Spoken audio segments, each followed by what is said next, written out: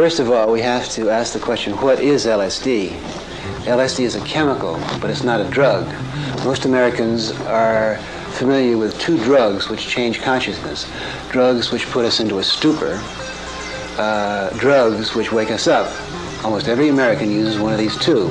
We use opiates or tranquilizers or alcohol to put us into a nice, cozy stupor. Or we use drugs like pep pills or even coffee to wake us up. But there are many other levels of consciousness, many other levels of awareness which can be triggered off by chemicals. Now, LSD is not a drug like alcohol or barbiturate.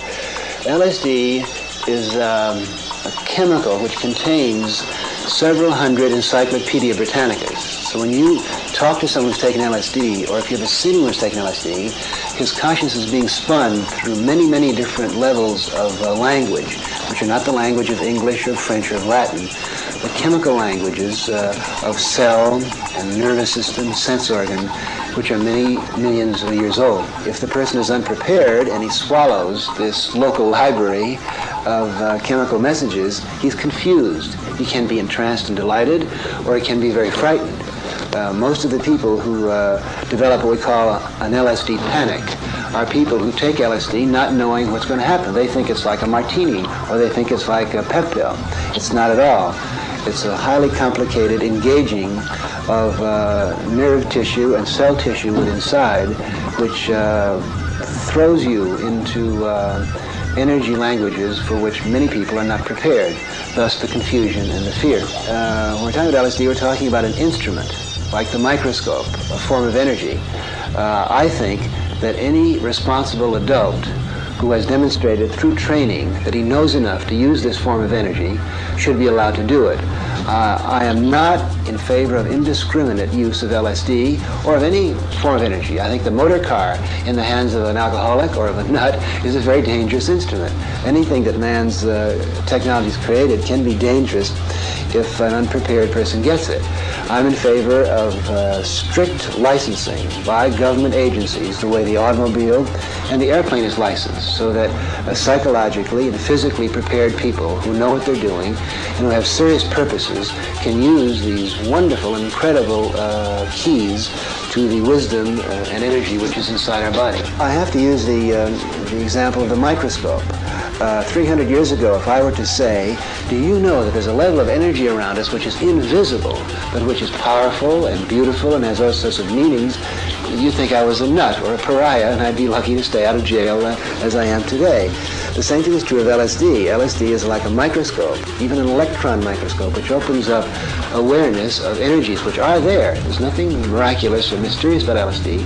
It opens up energies which are there, and I think will be used in the future as a form of education, as a form of self-growth. In any situation where we now use our symbolic mind, the microscope of LSD will help us see more, see faster, and see deeper. Naturally, the psychologists and psychiatrists want to use LSD in treating mental illness. I think that LSD will be the #1 cure for mental illness when the psychologists know how to use it, because it's a microscope, but unless you know how to use the microscope and know what to put under it and how to describe and communicate what you found, the microscope leads to confusion. But when psychologists know how to use LSD, I think it will be extremely beneficial in understanding and treating mental illness.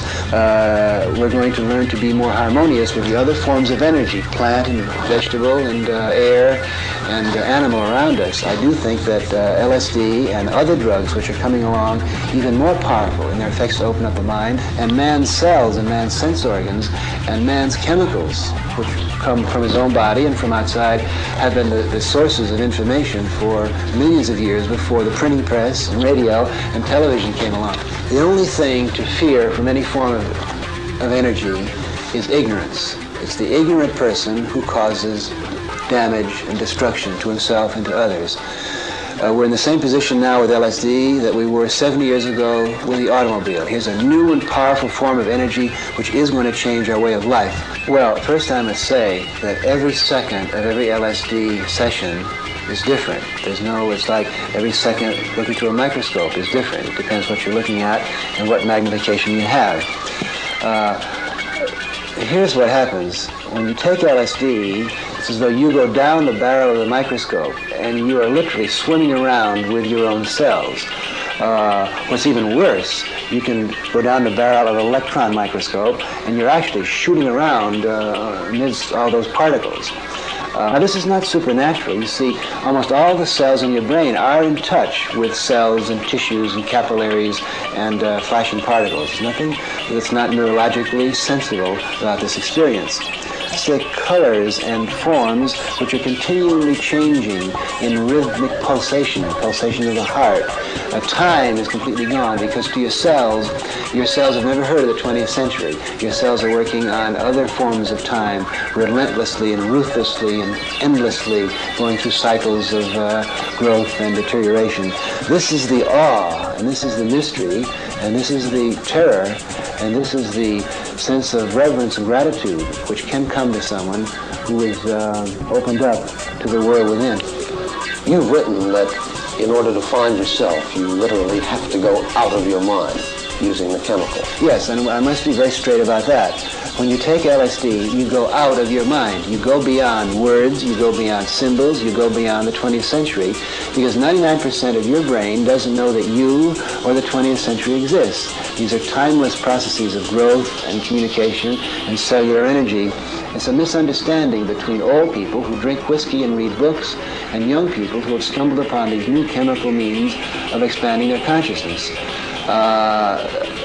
There's no war which can be so ugly, a civil war, as a misunderstanding between two generations, and that's what I'm trying to avoid today. I see myself as a bridge between the middle-aged generation of whiskey-drinking book readers and this new generation who've been brought up on new forms of energy like television, psychedelic drugs, space travel, and so forth, necessary. Some people are depressed after an LSD session. It is depressing to see how ridiculous and trivial your little mind is compared to the forces which are at play around you. It's humiliating. You feel guilty at how selfish and stupid and narrow you've been and how you haven't taken advantage of the energies and possibilities that lie inside. Then there's a feeling of messianic enthusiasm. You want to rush to everyone that you know in your family and say, my goodness, you must take this and have this experience. And of course they look at you the way they look at any enthusiast, and then you get social problems.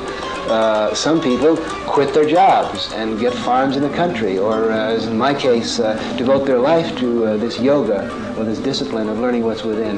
Now this may feel good to them, but may upset their neighbors or may upset their social institutions. So there's no way of predicting how someone is going to react to the LSD session, and that's why we need a lot of research, and we need careful selection, and we have to study the people who have taken LSD.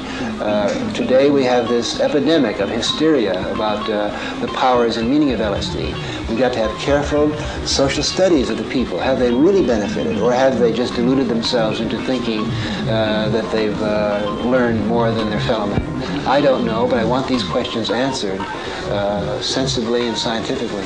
I think that middle-aged people who don't know what LSD is about are alarmed by young people, and we're told that about 1/4 of our young people today, college-age kids, are using psychedelic drugs like marijuana or LSD. But they're not doing it just for fun. They're doing it as young people do everything, for curiosity, for growth. They want more, they want to learn more. The motives of most of the young college-age people who are using LSD, I think, are quite serious. When I take LSD, and I've taken it over 300 times, I've tried to take it once a week as a spiritual discipline, the way a scientist would use his microscope once a week. What happens when I take it is, and I know this sounds far out, but I talk to my cells. My cells, and after all, I'm a collection of cells, trillions of cells, have been around for hundreds of millions of years, playing out the game of learning and communication and solving problems. So I literally can talk to my cells. My cells tell me a lot about the way they see the world. My cells aren't happy with the way modern man is using his body. We're polluting the air, we're making the rivers filthy, we're killing other forms of life. There are a lot of things that I'm doing and that the human being is doing today that my cells tell me we should stop doing if we want to remain harmonious and growing species on this planet.